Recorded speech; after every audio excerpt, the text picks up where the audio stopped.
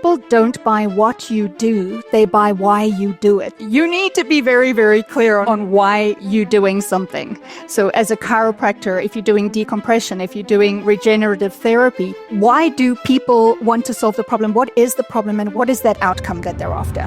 Welcome to the Super Clinic Project Podcast, where we take regular clinic owners and turn them into cash-based multimillionaire entrepreneurs.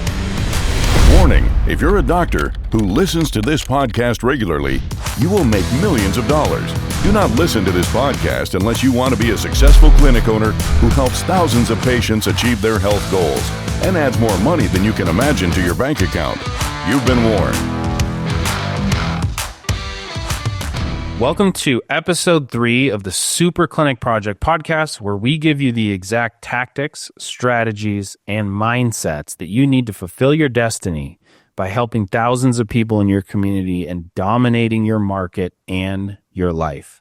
I'm one of your hosts, Rory Morgan, and by the end of today's episode, you are going to understand exactly what has changed in the world of new patient marketing, why it's gotten a lot harder to acquire new patients through running any type of ads, and exactly what to do about it in the next 2 weeks so that you can overwhelm your clinic with new patients. So what's changed? What is the big difference? Why is it harder now than it used to be? I think the best way to understand this is that what we all know is that marketing comes down to eyeballs. So if we go back to simpler times, when we didn't have paid ads, we didn't have TVs, we didn't have radios, what we had was a town square. All the vendors would go to the town square and they'd sell their fruits and their vegetables and their candles and whatever else people are selling. And you've got thousands of people there. Those are the thousands of eyeballs. You've got to set your business up where there are eyeballs, right? And if you could imagine for a minute, all those thousands of people, and then you've got 50, 60, 70 vendors saying, hey, pay attention to me, pick me, buy my fruit, buy my vegetables. It's very, very noisy, right? That's the way you want to think about marketing. Now, just imagine in this little city, this little community, this town square area, the city kind of grows, and all of a sudden this town square kind of isn't the only place for people to hang out anymore. All of a sudden, as the city grows, there's another hangout spot. Maybe there's a bar, there's a place local watering hole, and more people start hanging out in this place about a mile away. And all of a sudden you have thousands and thousands of people over in this other area, but there's no vendors selling there. The vendors haven't figured out this is where I want to sell my products and services anymore. I was going to tell people, just think that was Facebook back in the day. That was the new town square. Nobody was there. Right. To make that allegory towards that. And by the way, this is Jennifer, and Tracey and I are on the call too. Yeah, exactly. Right. And that's the exact point we're getting at is like, well, the town square used to be television, right? And radio. But then all of a sudden, all these people were hanging out on Facebook. All the eyeballs were on Facebook, and then Instagram, and then more recently, TikTok, right? And so a new town square developed, and the wild thing is when these platforms are new, there's no vendors selling them stuff at first, right? But then the vendors show up at that town square where there's these thousands of people and they start saying, hey, buy my chiropractic services, buy my skin treatments, buy my weight loss, whatever it is. And all of a sudden it gets very, very noisy again, right? So what has changed is that the vendors adapted to the new town square. And so now we are where if you were an early adopter 8-9 years ago, or you were an early adopter to TikTok 2 years ago, you had really like nobody else competing with you. But what has changed is now there's competition and everybody's spending money on these platforms, these new town squares. And that means that you have to get more sophisticated in how you speak to the market. You have to be more strategic in how you position yourself. And I want to say that the great thing about what we're talking about today is that you don't have to be this early adopter. We know we're healthcare, we're clinic owners. We're not really early adopters in tech. I mean, we still have clinics that are using paper, and getting to an EHR is difficult, right? So we're not going to be the first people on TikTok being influencers and dancing. However, it doesn't matter how early you are to the game or how late you are to the game. What we're going to be teaching you today, you can use this and still learn how to dominate and crush your market. It's universal because it's the way for the most differentiated voices to get to their ears, right? To the eyes and ears of the people that are looking for them. Jennifer, it makes me think, in it to win it. You have to do it. You have to be there to see the changes. Yeah, just do it. That's another big appetizer. Yep. No, that's absolutely right. Because if you think about it, like there's a lot of fly-by-night companies that exist. They typically only survive in the new town square, and then they fall away as soon as competition shows up. Exactly. Right? As soon as it gets a little bit difficult, they've got nothing to offer anymore. But the great businesses, the long-term successful companies, they dominate through every market. So they usually are not the early adopters, right? It's the fly-by-nights that are the early adopters. And then the big guys come in and they're like, okay, well, we know how to do this right. And they do it consistently and they do it effectively. And they end up just continuously growing for decades and decades. Yeah, because early adopters will flock to the next early thing. It's like there's something for everyone. And there is. If you have a positive attitude about it, then you can see it, from that mile high view and go, oh, okay. So then where do I plug in? At what stage of the market am I going to be great at with where, what I'm offering? So for you clinic owners, there's still a lot of ways that you can dominate and platforms that you can be on. And so despite not having a $18 million a day budget or anything like that. Yep. I think also something to think of is it's always going to change. And what we position today isn't necessarily going to work 5 years from now, but that's okay because you don't need to be thinking about 5 years. We want to get you focused on what you can do today to get better results today. 100%. Yeah. 2025, baby. Let's go. So, there's a marketing term fairly well known, red ocean versus blue ocean, right?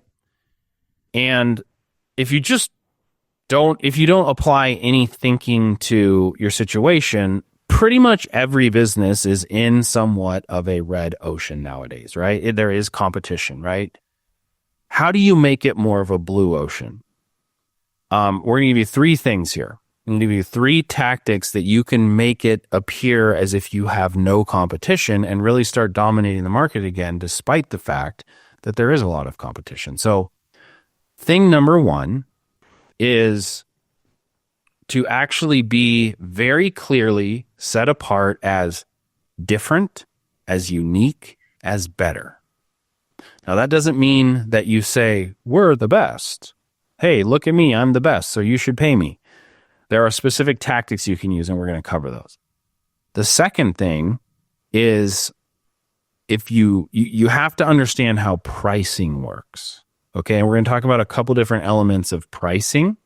But the fact is, when there is competition, you have to have a price mechanism to get people to speak to you, right? And then number three is the trust factor. How do you build trust and that likability factor with potential patients when you're out there in that town square? So we can't change anything about where the town square is, right? If people decide tomorrow that they're going to hang out on some new platform that we haven't even heard of yet, well, that's where you're going to have to be, right? So we have to meet people where they're at, but let's talk about what you can do in that situation when there is competition. So pillar number one is to be unique and differentiated and actually better and set apart. First thing you need to understand is nobody is actually shopping in that town square for your treatments and services. So instead of selling treatments, services, adjustments, what you want to sell is actually a dream outcome. So the reason I was going to add something about the dream outcome. In marketing and even in the sales, I want you to think about it in the what's in it for them.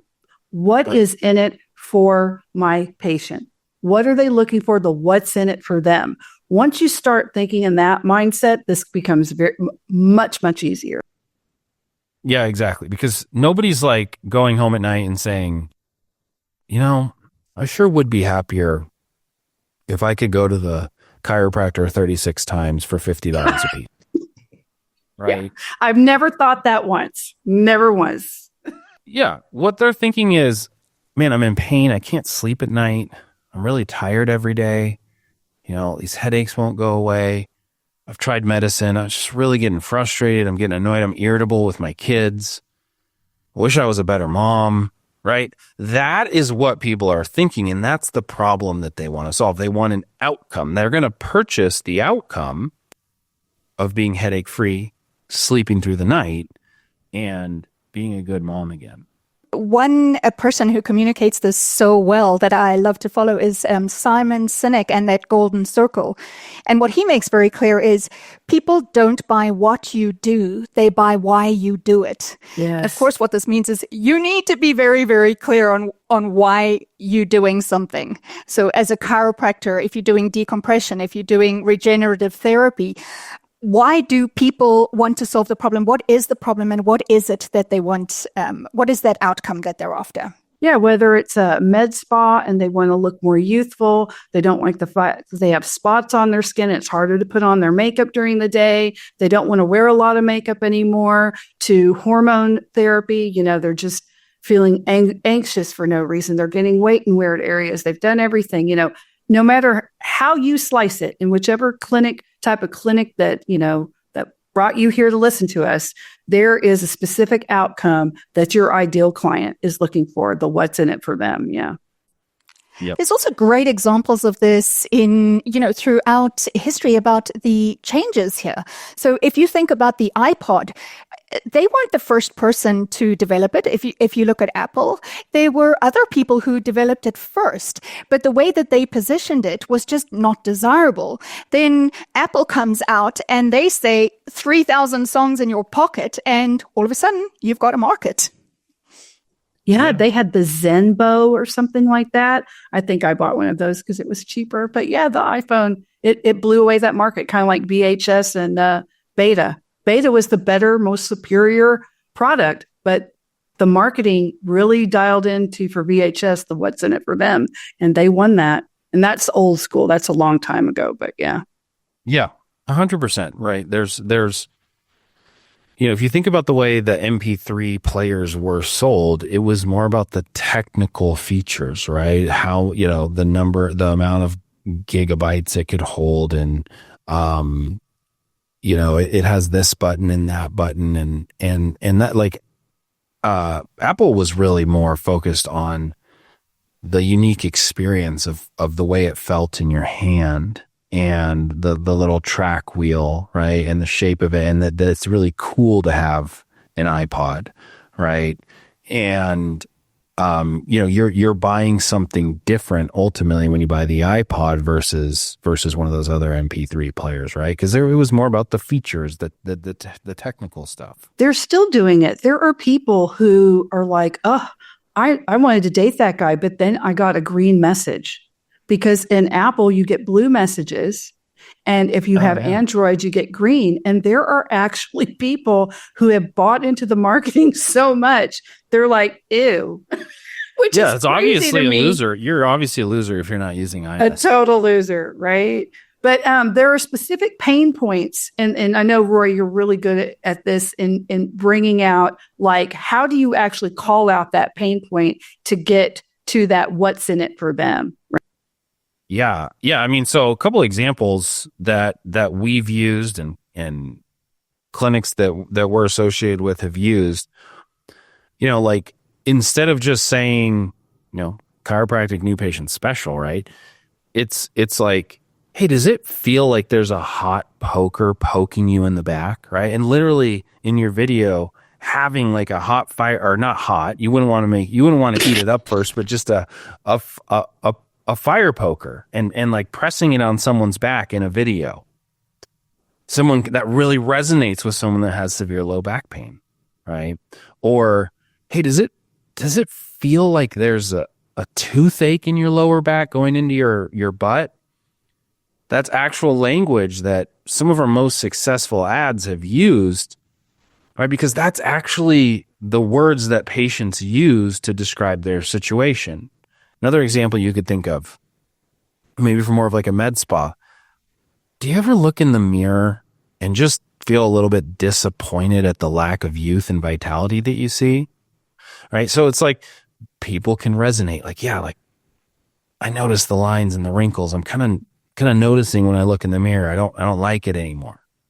And that's how you speak to people, right? So just to go back to that town square analogy, well, if I'm just saying Botox, or I'm just saying chiropractic treatments, or I'm just saying whatever, how much different does it sound to someone walking around in that town square when you speak to them in that way? Right? Yeah, no one goes out and wants to interact when it's about them. So if you're making your chiropractic or health spa about yourself, look at us, we're so amazing and we do this and we do that and we have the fanciest equipment. There's no space for me in a you situation. So Yeah, you no want to one make cares. sure it's no What's one cares. in it for me, yeah. In fact, it can even have the opposite, like, oh, we studied here and we studied there. I mean, that can actually put people off because I don't care. I want the result. I want the outcome. I don't care if you studied in the top United States university or in Bangladesh or in, the middle of wherever. I want to know that you're going to fix my problem. Look at all my fancy degrees on the wall framed in mahogany. Yeah. That's not the same as walk into your presentation, feeling refreshed, looking 10 years younger, like you're ready to take on the world, right? Yeah. Especially if you're someone who's really worried about competing with younger, newer colleagues and you really want to get freshened up. That's male or female, that would speak to them a lot more. Yep, 100%, right? Because what that person wants is to get the promotion, right? We all know pretty privilege is a thing, right? So it's like, hey, if I look and feel more vibrant, that's going to help me, right? Or maybe it's getting back on the dating market, right? Maybe it's being able to put on the bikini on the vacation in the summer, right? I know I'm looking forward to putting my bikini on this summer. So. Woohoo! The Speedo, yeah, it's going to be great. Save us the visual. Yeah. Another thing that we want to go into is price. And there is a very big difference between the price that you use to get people to meet you for the first time, that enticement that you can really wow them with value and the what's in it for them and how you can get them that end result as to what you're charging. So, and the difference between, if we could offer it for free, we would. And I know, Rory, you had talked about different things on price, but I'll let you talk about that. Yeah. So, you really want to differentiate in your mind between your core offer, which is how you really make your money. It's how you offer the most amount of value to your patients, and it's how you make the most money. But then you also need a front end offer, and the front end offer is just an attraction mechanism. So you think about that town square again. There's 5 other chiropractors. They're all saying, I can help you. Well, who are you more likely to speak to if you're walking around that town square? Is it going to be the person who's like $100 for an adjustment? Or is it going to be the person who says, hey, come over here. I'll help you out for free for a few minutes and I'll take care of you. Yeah. Right. We get a lot of clients who are very adverse to that. And they have this idea that if they offer a low cost, low barrier sort of advertising offer to get people in, so they'll take the chance to even hear them, that they'll only get bad, quote unquote, bad leads. They're not going to have any money. They're just here to take advantage. And the further could be farther from the truth. Think about a grocery store, Costco, Walmart, The biggest stores on the planet have free samples. And those are actual products that they pay for, that they cut up, and they're handing out to people who want freebies, but they're not doing that because they're losing money on it. They do that because people will buy, they want to try it, and it works, and they make millions, if not billions of dollars on it. It's the exact same thing. Get a little free mini facial in, or a red light treatment, or, here's a NutriPack with the new patient special. You can get that. If that person goes from looking at the competitor to going, you know what, there's a limit. Let me just go on and talk to them. And then you have a really great funnel to take them and develop trust. It's numbers, but it's the same people. You're not changing the quality of the people. Yep. The low barrier offer oftentimes what we hear is that it's going to make me look cheap. It's going to make me look as though I'm massively undervaluing my service.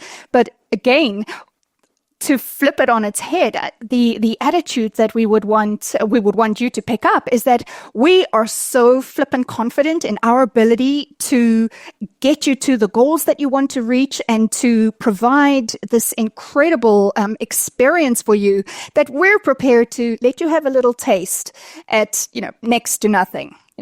And so this aren't you lucky? Yeah. Sorry about that, Tracey. And this takes us into our next one, which is trust. See, once you get them in, then you can develop that trust and really get that ideal client and take people that you probably, if you don't have the right system in place, would have said were bad leads and turn them into some of your best clients. Rory, you want to talk about that? Yeah. I mean, just to kind of hit the topic from a broad perspective.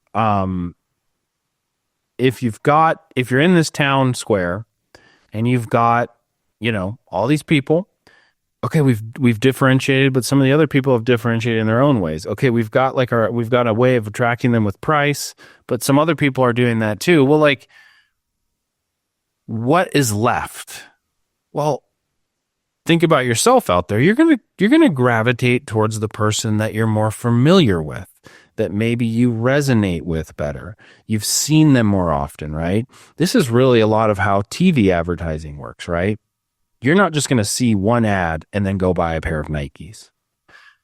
Over time, you learn to trust Nike. They associate themselves with, Michael Jordan and LeBron James, and I'm sure, Cristiano Ronaldo, and I honestly actually don't know soccer that well. Maybe he might be Adidas, but that's the point, is basically over time, I'm familiar and I'm comfortable and I like Nike because of the associations in my mind. So you want to do the exact same thing.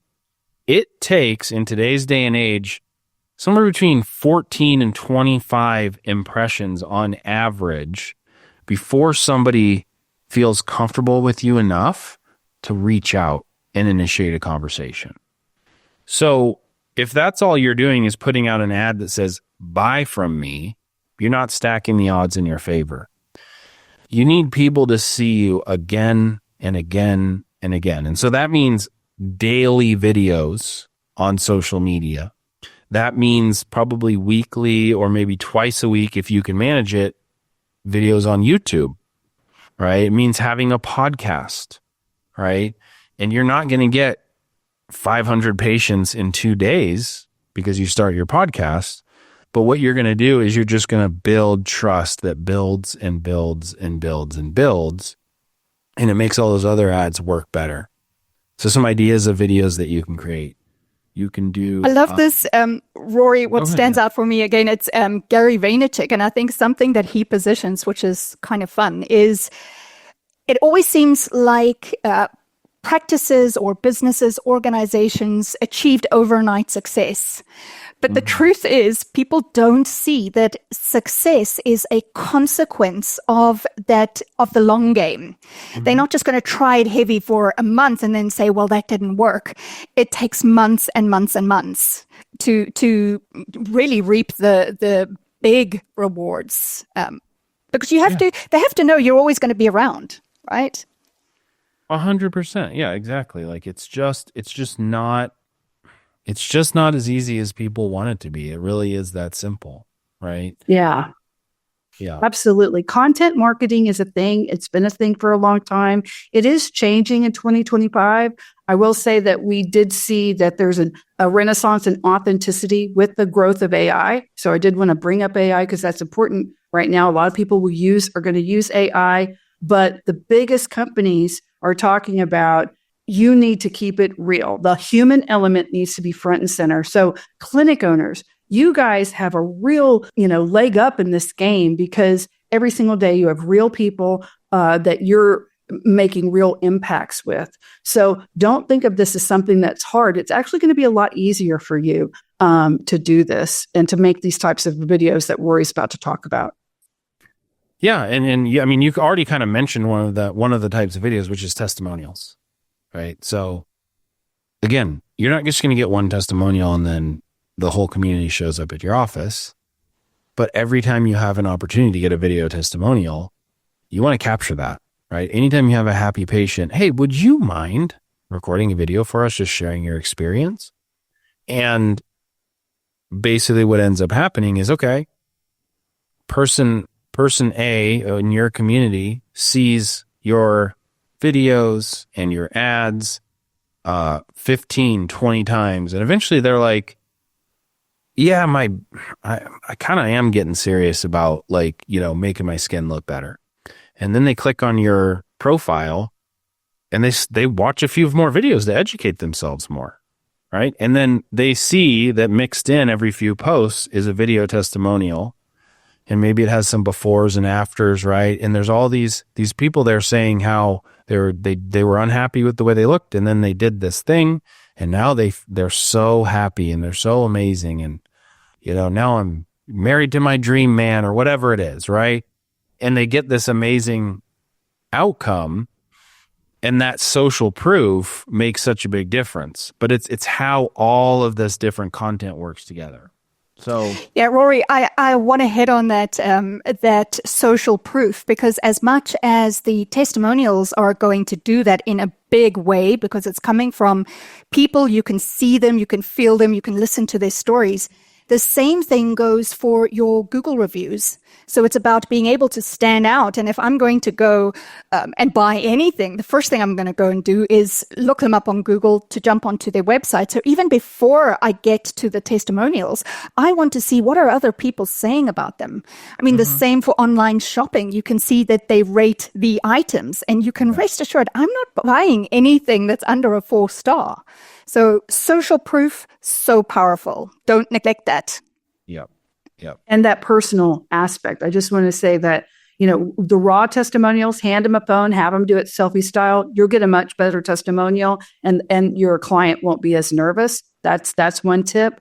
Any first person content, like my name is Jamie and I'm here at the front desk, at so-and-so chiropractic or med spa. And today we want to talk about this, or, I noticed something, or they give a little quote or whatever. That's always really huge right now. And then you as the clinic owner, anytime you, or just the founder, personal things for you that tie into what you really believe. Those are always, those are very powerful, the personal human aspect. Yep.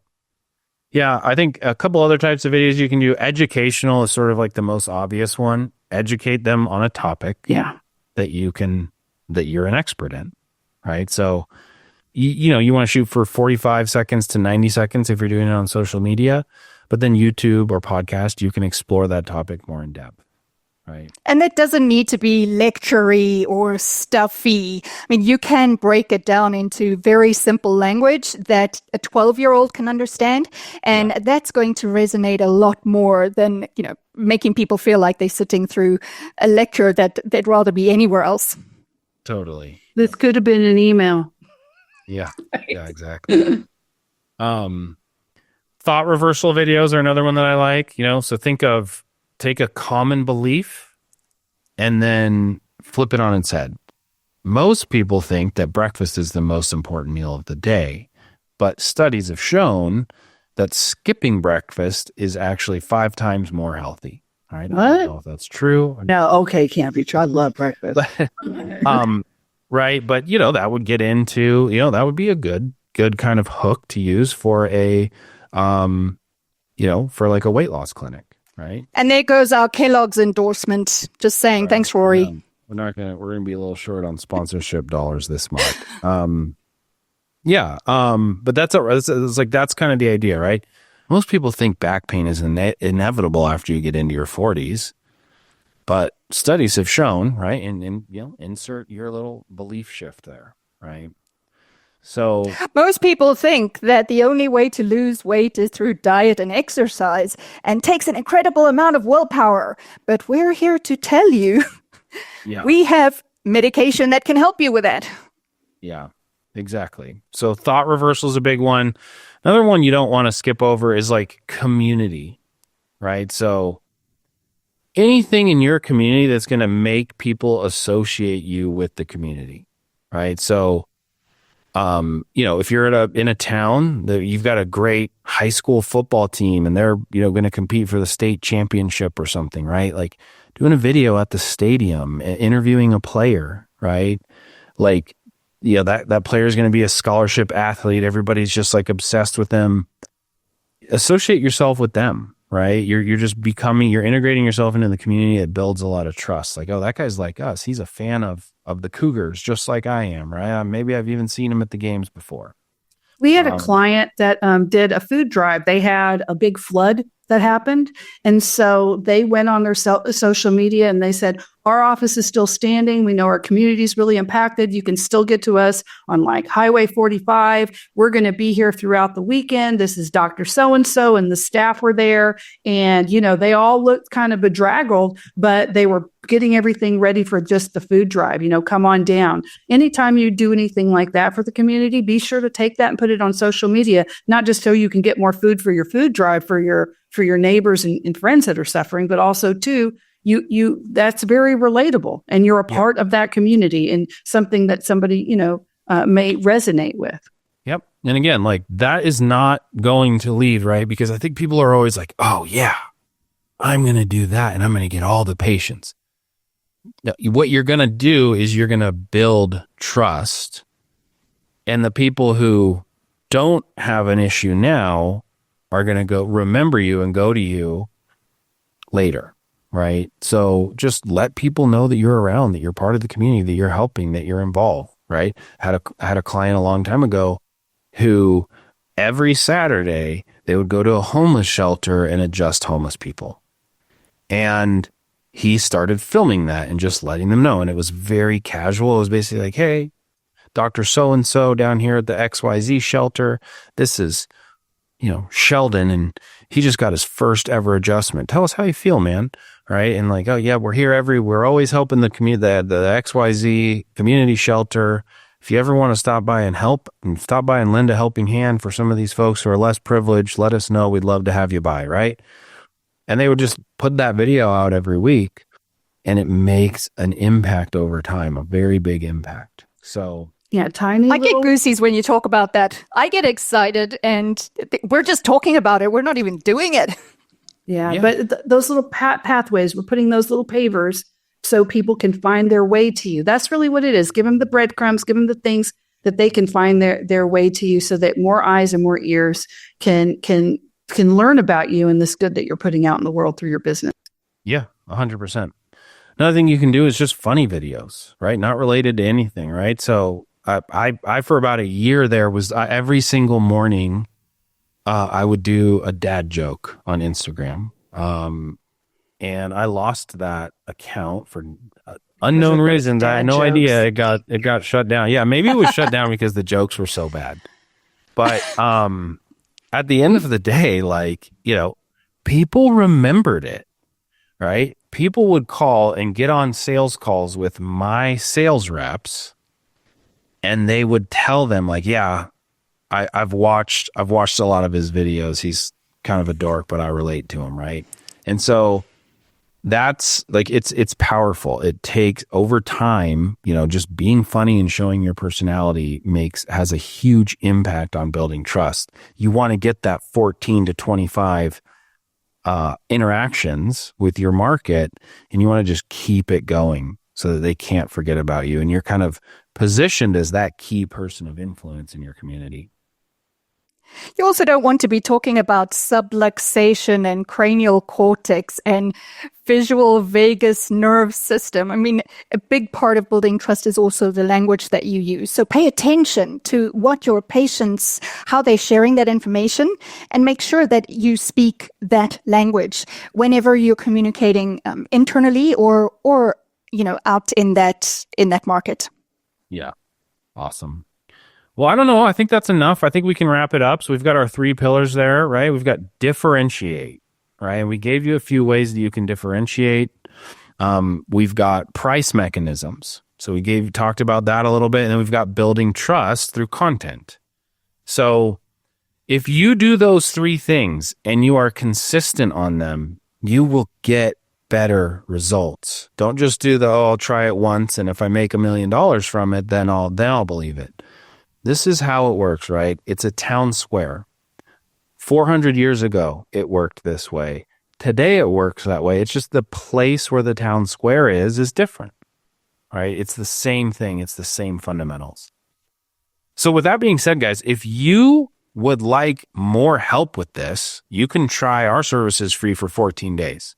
So we have a mastermind, and all this training is on there. It's much more in depth. There's actual documents that you can read, and there's videos that walk you through each concept.